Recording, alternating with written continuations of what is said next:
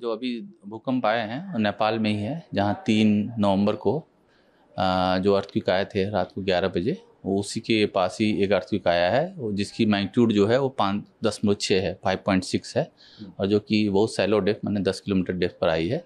और जो प्रीवियस जो अर्थक्वेक आई थी, जो पिछली अर्थक्वेक आई थी जो 3 नवंबर को, वहाँ से वो नॉर्थ ईस्ट में 20 किलोमीटर है।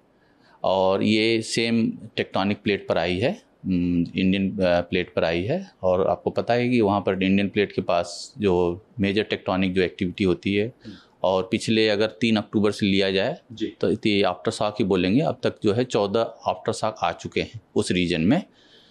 3 नवंबर के बाद अब तक जो है 14 आफ्टर शॉक आ चुके हैं, जिसकी 72 घंटों में 72 घंटों में कह सकते हैं कि 72 घंटों में ये 14 आफ्टर शॉक आ चुके हैं, जिसमें सबसे बड़ी तीव्रता की जो आफ्टर शॉक आई है 5.6 वो है, जो कि 20 किलोमीटर नॉर्थ ईस्ट है मेन शॉक से। इसके पहले भी इमीडिएट आफ्टर द अर्थक्वेक 4.1 की तीव्रता की अर्थक्वेक आई थी 6.4 के बाद।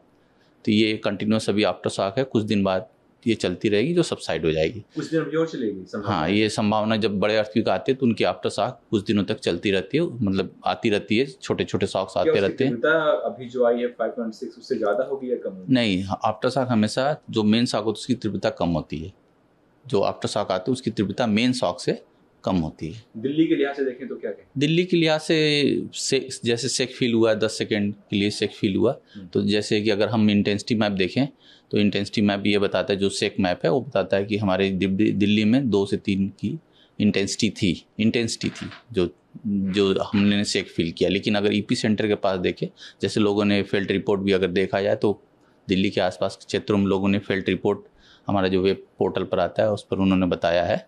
तो अगर इंटेंसिटी देखा है तो जो अभी अर्थक्वेक है उसकी इंटेंसिटी 6 थी नेपाल के आसपास 50 स्क्वायर किलोमीटर में उसकी तीव्रता जो थी, दिल्ली 2 से 3 थी।